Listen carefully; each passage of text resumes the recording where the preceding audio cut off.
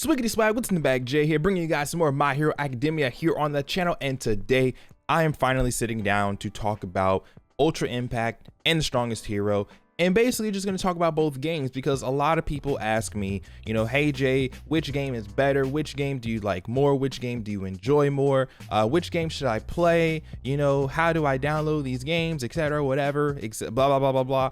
And so this is going to be the video for you if you're trying to figure out which game you want to play, or if you just want to know which game do I enjoy more. I'm gonna go ahead and tell you guys right now, I enjoy both games equally. They are two completely different games. Okay, I really just don't even compare the two because one is a team-based, turn-based game, and another one is literally an action RPG. So I don't really compare the games. I just play them as they are, and I enjoy both games very much. I play both games very equally, so I play until I cannot play anymore. So I literally run my stamina down to 0, and then if I have any kind of stamina refreshes, I'll use maybe 1 or 2 depending on which game it is, and then I'll run it down again to 0, and then that's it. I'm good. That's it. Like, I am totally fine, and that's pretty much how I play both games. But this video is just gonna be going over what both games have to offer. I'm gonna be talking about both of them, and hopefully you guys figure out which game you like more,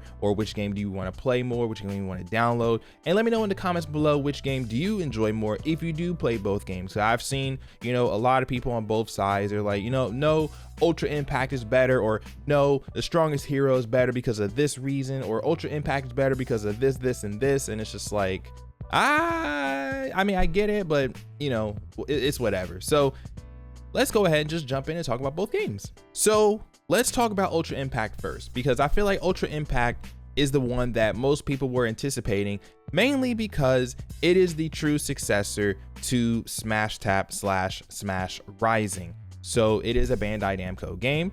It is a team-based, turn-based game. So you take turns. Obviously you take turns. It's you attack first and your enemy attacks, whatever, right? So that's cool. That's what I wanted. I wanted a team-based game because I feel like My Hero Academia is just like a team-based kind of series.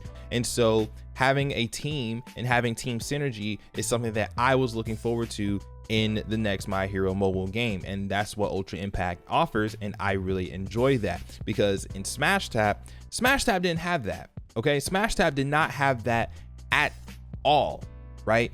All you did was bring 2 overpowered characters. You brought an overpowered 99 luckily for drops, and then you brought an overpowered Smash Fest unit, whatever unit, time limit unit, who whatever it was, and you just went crazy with damage. That's all you did in that game. There was no team synergy in that game whatsoever. And it's not that I didn't enjoy that, but after playing stuff like Dragalia Lost, where team synergy kind of sort of matters, then, well, it matters to a certain extent. Well, I was just like, I want a team-based game. I want a team-based game, and I want synergy-based game. And that's what this game has to offer, and I really enjoyed that. Like, I want to build a full-on blue team, right? I want to build a blue team with Momo, Bakugo, and the new Air Force Deku. Why? Because Momo is a really good support for blue characters. Bakugo is able to hit all enemies with one of his action skills, and then Deku is able to hit one enemy with his action skills, but he does a lot of damage, and so that's really good. You kind of want it kind of covers everything that you need. You got your healer, your support character, and then you have your AoE hitter, and then you have your single target hitter, right? And I think I like that. I like that a whole hell of a lot. And then not only that, but characters have like their plus ultra attacks. They have 2 action skills, and I think they have 2 passives as well, which I think it's different from what the beta had to offer. So that's really cool. I'm glad they changed a few things from the beta to like the main game or whatever. And I don't know, I just really enjoy the game for what it is. It is a little bit hard to like get my characters to where I want them to be without spending my entire life on the game, but it's very fun. It is a very, very fun game. It has skip tickets as well. I absolutely love games with skip tickets because all you got to do is just 3-star the stage, and then you can just skip ticket it if you have to farm for materials. I like the quality of life in the game as well, because if you need materials, you can go straight to the stage that you can farm them, and then you can just do it all from like right there in the menu, and it's so seamless. It's great. I absolutely love it. The one thing that I probably do not like about the game though, all right, and it's like, it's not a perfect game. The one thing I probably do not like about the game are the memories, all right?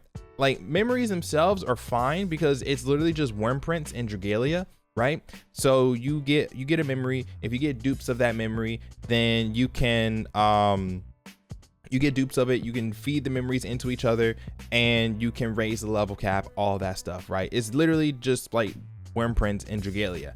But it's, again, it's like Dragalia when Dragalia first started. So if you guys remember, they had worm prints and summons, and so you can get pity broken by a worm print. And so when it comes to Ultra Impact, no, you don't get pity broken because, you know, the rates are static. But when you get an ultra rare animation, it could be a unit or it could be a memory, and it kind of freaking sucks that sometimes it's a memory. And in my case, it was always a memory that I was getting for an ultra rare, and I absolutely hate having memories in the summon pool with characters. I can't stand it. I absolutely do not like it because you don't really get much from memories, if that makes sense. Because you know how if you pull a dupe character, you'll get the little hero shard thingies or the hero medals or whatever, and you can exchange those for the character shards, and you can awaken your character and stuff like that, right? When it comes, if you pull a dupe memory, you don't really get much from it. Like, you just feed into another memory until you max out the memory, and then you're good, right? Like that's all that is. And excuse me, I'm not really a fan of that. I'm not a fan of that. I'm sorry. You know, I just, especially once we get deeper into the game and the memory pool starts to get really, really large and the character pool starts to get really, really large, it's gonna suck pulling memories it's gonna pull in memory after memory after memory, right? Because it's not like Smash Tap where there was a character banner and then there was a gadget banner, right? Everything is all together in Ultra Impact, and I'm not really the biggest fan of that. But it's not bad enough to where I don't want to summon in the game, because I do want to summon in the game, because summoning in the game is actually a lot more beneficial than not summoning. Because if you don't summon, you don't get the little hero gem thingies, and you can't exchange them for shards to awaken your characters. So this game is one of those games where it's like you have to summon, right? You have to summon. It's more beneficial for you to summon. And so I guess it's okay that memories are in the pool, because if you keep pulling a memory and not the unit, you're gonna keep summoning, and then, you know, you'll be able to like work on other characters while you're trying to chase this one other character, right? So, you know, it's so I guess it's okay in that sense, but I don't like the memories, whatever. I don't like memories being in the summon pool. But overall though, I do again like the fact that, you know, it's team based, it's turn based. I don't think there's any PvP in the game just yet. I don't even know if we're gonna get PvP, but you know, there are, you know, some little difficult events and stuff. There's like the VE tower, there's like USJ, you know, there's quite a few events going on. There's this All Might event going on right now where you get a free to play All Might, and you can get the shards you need to awaken him as well. So there's all of that, and it's just a fun game to play. It's a fun game to like pass the time, kill time, whatever. So I enjoy it. I enjoy it for what it is. So on the flip side, we have The Strongest Hero, which is essentially an action RPG. So this is a Chinese game, by the way. This is not a Bandai Namco game or anything like that. This game is great. This game is dope because it's kind of like playing Genshin or Honkai Impact 3rd, where you're essentially just controlling a character. It's like, it's free roam. You can kind of like run around, do missions and stuff. There's PvP in the game, so you can fight other people. It like the PvP, there's like, I think there's two types of PvP. There's the PvP where you kind of just watch your characters fight on their own, and then there's another PvP where you're actually like fighting somebody else, like phone to phone, whatever, right? You are fighting someone else legit, like a fighting game, and it's freaking dope. You know, you have combos. It's a mobile game. How does a mobile game have combos? It has combos. It's just really fucking dope, right? With that being said, there's not really, I mean, there's kind of sort of team synergy And it's not necessarily team synergy, it's more of like unit synergy, where if you pull a character and then you pull another character, sometimes you're able to kind of sort of link those characters together. And what I mean by that is you can use one of your attacks and then another character will come in and use their attack. Because, like, for example, let's say you have Ochako, right? Well, you have Ochako, but then you pull Todoroki. It'll say, oh, hey, you can link Todoroki's attack to Ochako's attack. And so when Ochako uses her attack, Todoroki will pop up and use his attack, right? So it's kind of like that. And I think that part is really, really cool. But as far as like team synergy goes, there's not really a lot of like synergy in the game. You kind of just bring, you know, who you need to bring. You bring like your OP characters, and then you just fight. At least that's like how I've been playing it. Because and a lot of what you get, a lot of like your stats and stuff come from pulling shards, and you know, you complete your little puzzle pieces and stuff, and then you're able to awaken them from like A rank to S rank to double S, triple S, etc. So again, this is a game where you kind of sort of benefit from summoning because you get shards, and the more shards you get, you know, the higher you can awaken your characters and stuff. But a lot of the like your stat boosts you get from like resonance, you get from chips, you get from cards, you get from gear and stuff. Like, there's a lot going on in this game, and that's the one part of the game that I don't necessarily like, is that there is so much going on. Okay, there is a ton of shit going on in that game. Like, it's kind of overwhelming.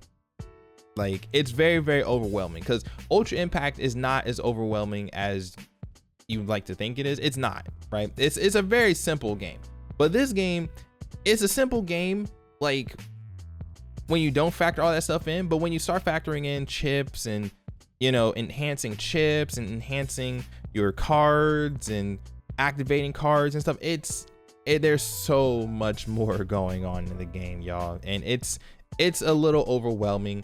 And I feel like that part right there would probably turn people away, because they would get so overwhelmed and they wouldn't know what to focus on or what to do.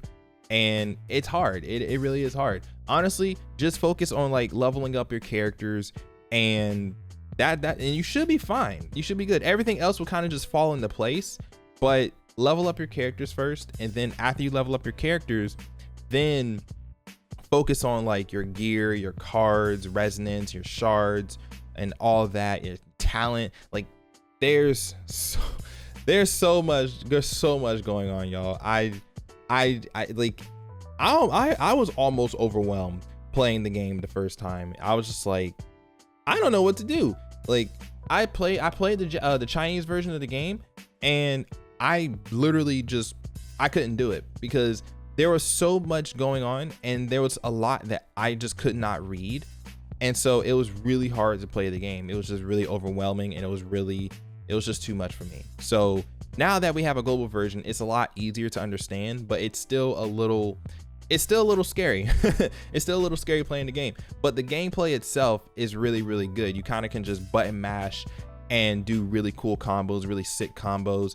The game's auto system is really good too. Like, the auto system is absolutely freaking amazing. Like, they'll do combos on their own. They'll activate like full cowling and just go ham. They'll do their specials and stuff. The game will literally play itself, and it's absolutely mind-blowing. They also have skip tickets. They actually call them like rush bots, and I think that's also a part of the game that it's like, I don't know where to get more rush bots from, except for like doing story, but we definitely need more rush bots because I don't want to have to continue to go through stages and, you know, get the punching bags that I need to level up, or to like raise their level cap and then level them up, you know what I mean? So there is that part that I'm not really too fond of, you know. The pity system in the game is actually not all that bad either. You have to do 100 summons, and then you're guaranteed an S rank or whatever, right? But you can't choose what you get. And that's the unfortunate part. In Ultra Impact, you do 30 multis, and after 30 multis, you pretty much get the character that you want. Like, that's it.